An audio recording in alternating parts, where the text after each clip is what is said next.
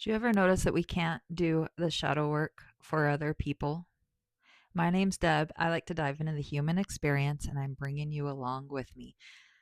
The little bits of wisdom, maybe a little bit of oversharing, and a whole lot of talk therapy for myself.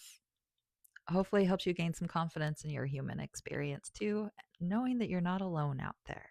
So, when I started this video, I had another subject in mind, and as soon as I hit play, the sentence that I started with came into play, and I had completely forgot what I wanted to start the video with, and now I remember what I wanted to start the video with, except as I say that, it left again.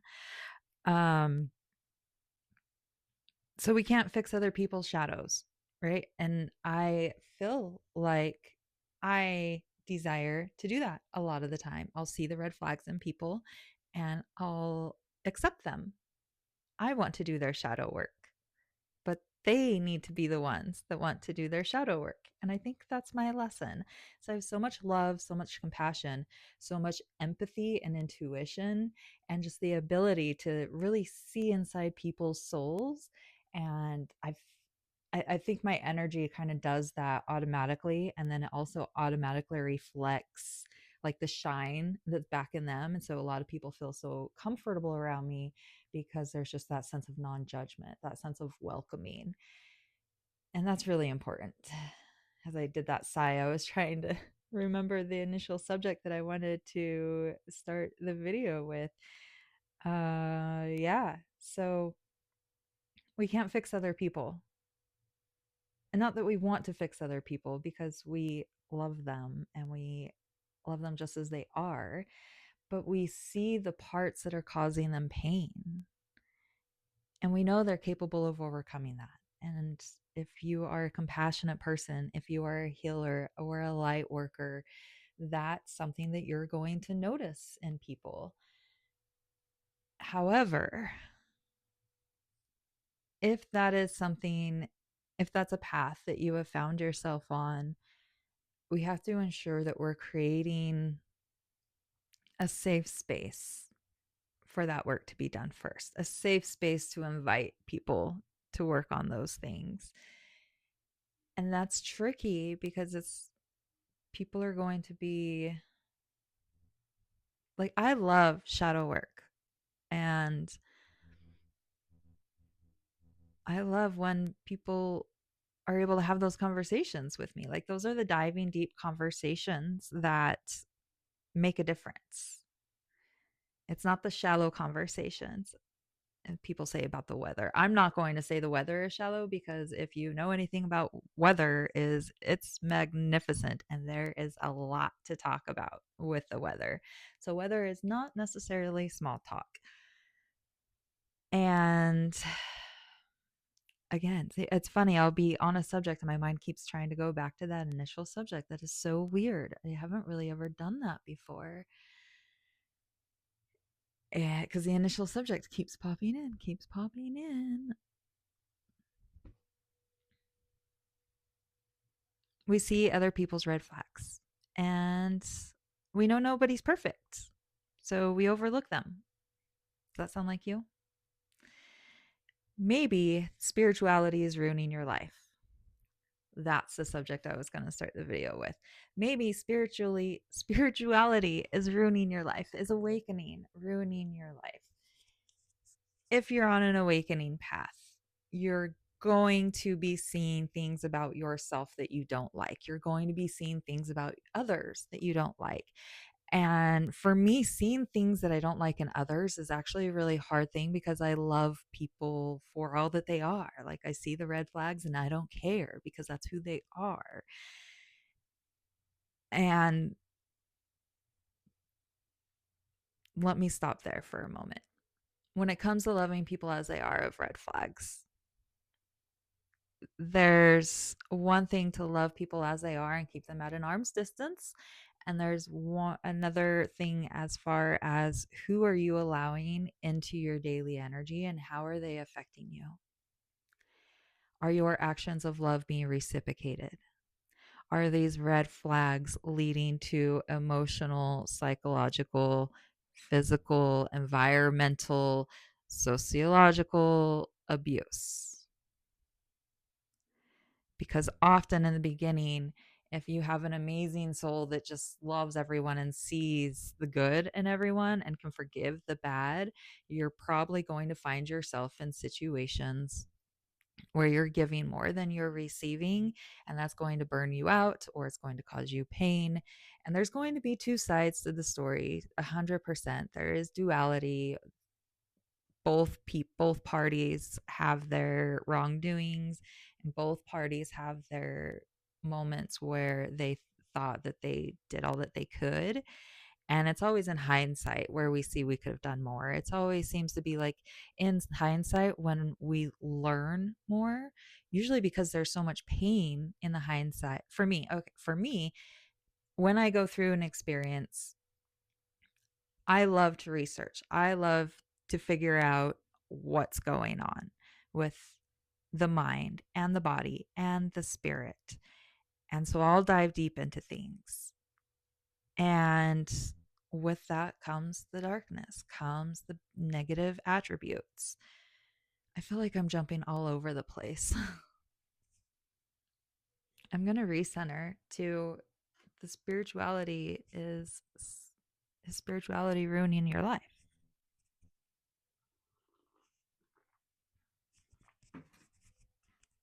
You're going to come across people that are meant to be a lesson and then exit your world and be on their own journey.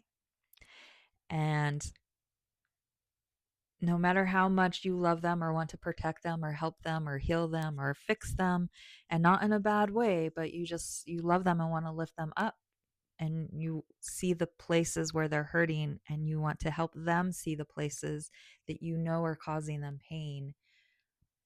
And maybe I'm only talking to a very small few here. If you're still watching this, I've been told that this is actually a gift. Not everyone has the ability to read others and have empathy for others to this level. Not everyone has the ability to see the light in others the way that I do. And whether that's from the attributes that I have in my human design or just whatever type of human mechanism that I am different. At first, for decades, I mean, really, literally up until like this last year, I thought that everyone thought the same way that I thought, and they don't. I have very specific gifts that are specific to me, and one person called it soul activate. They're like, "Oh, you're a soul activator." I didn't quite get that. I'm understanding it more and more. And the more faith that I have in that term, the more it's being proven to be true. So embrace it, right? We always have a choice to find our identity in some form of hobby or career or archetype. That's the beauty of being human, is that we have the ability to do whatever we want. Sorry, I just realized that I'm always like this because I'm trying to fit in the frame of the camera. I've rewatched my videos and I'm like, I don't have low self confidence. Why am I shrinking like that? Some of my other videos, I realize it's because of the frame of the camera. So maybe my next videos, I've always done portrait. Maybe I'll do landscape and we'll see how that goes. Okay, side tangent. See, keeping it real. I am not going to cut that out. It's just, we're here, we're talking about real things.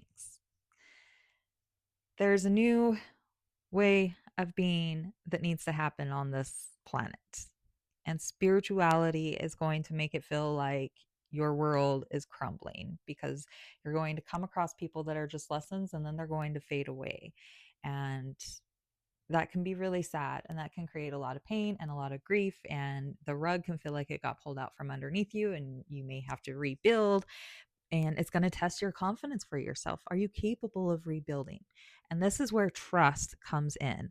For decades, I have been saying, I don't trust others. And where that comes from is the trust in myself. I trust others to do whatever they're going to do that feels good to them in the moment. And there will be times that that's going to involve betraying me. There's going to be times that that's going to involve secrecy. That's going to involve times that they are not considering me and not putting me first, and it's going to be hurtful. There are times where I'm going to be excluded. There are going to be times where I'm going to be turned into the villain in someone else's story. And we have to accept that and learn that and move on and progress. And as we learn things with the contrast of where our soul is calling us, because the more I learn about it, I feel like we were taught that we have control over our lives, which we do because it's our thoughts and our energy, and we want to gain control over that. But more so, it's clearing out the programming that's in there so that we can pay attention to the programming that's coming from God, that's coming from your soul, but it's behind your soul is God. So it's clearing everything out, and things are going to shift and things are going to fall away. I have rebuilt so many times. I have lost marriages, I have lost engagements, I have refurnished household after household after household. I have been through the loop and back with medical bills for myself and others that are unexpected things out of my control. It is life. And the more that we try to control, like, some people could see, and this is, here's a paradox. I'm saying this, but others have proven that control works for them. So maybe, and that's what their higher spirit is telling them to do. Like, for them, that works. For me, it's not. For me, it's about, I don't know if you've ever read the book The Alchemist, but it's basically about this person who's where he's at and he's not happy and he wants to go find this treasure. So he goes on this journey to find this treasure, and there's all these signs that he follows. And in the end, the treasure leads him back to where he was in the beginning, saying he didn't ever have to leave where he was. He was the treasure, or where he's at was the treasure, something to that effect. But it was a lesson in following the moment, and also the Celestine prophecy. That's another one about just being in the flow, listening to God, being open and trusting, and having faith that whatever crashes, whatever burns down, you trust in yourself that you can handle it. And how do you trust in yourself that you can handle it? Some people do that by building connections and networking and knowing that they're going to have others that they can reach out with. Others have a complete faith in God, knowing that even though they're completely alone, and some have to go through the fire to know that they can survive the fire. That's me.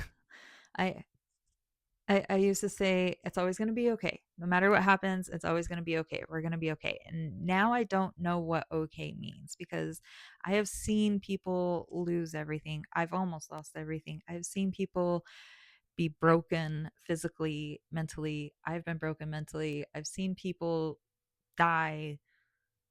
Like, what does okay mean? Because through all those things, life has continued on. So what does it's going to be okay even mean? It's all going to be okay. It's all going to work out. And even when it doesn't work out, it's still okay. So it's a really weird paradox that we just have to wrap our mind around. You have to be prepared for it. If you're in spirituality for rainbows and kittens and butterflies, remember the journey that the butterfly has to go through. Remember how scared and skittish a kitten can really be. And also, curiosity kills the cat. So you got to be ready for this journey. It is not a cookie cutter lifestyle. And as we're talking about lifestyle, the way things are designed now are, they're designed in a way to take our energy away, to take away from our creativity, to take away from our expansion. And that's the new earth that we want to get to. We want to get to a new earth that honors our expansion, honors our creativity, honors energy that helps multiply our energy without taking away from others. a way of being that comes from the love of God and all. So is spirituality ruining your life? Very possibly. I feel like I'm not sure how many spirit if I were to meet someone spiritual that hasn't gone through the fire, I don't know that I could trust their spiritualness. But that's also maybe I just haven't met the right person yet that has shown that to me in their energy. Because most people that I meet that understand the spirituality and the science of this life, we've all usually gone through the fire. We've all burned it down and had to rebuild. So be prepared to burn it down. Be prepared to rebuild. And as you're rebuilding, remember the lesson from the beginning. We can't do the shadow work for other people. And as much as someone like me can see someone's pain points and I want to point it out and I want to help them, people don't like that. So yeah, I guess that's kind of it. Spiritual. If you want to dive into spirituality, if your world isn't already crashing down, be prepared for that stuff to happen at some point, and know that you got this. Have trust in yourself that you got it. Even if you stop doing things and I mean, I did this. There was a point where I just stopped. I stopped performing. I stopped achieving. I stopped looking for validation. I just stopped. I stopped loving. I just sat back to see what happened. I just sat back to see what would fill into the space and what would fall away. And it has been the most crazy ride of me doing nothing and things are still happening because life goes on. I'm learning to let go and give up control.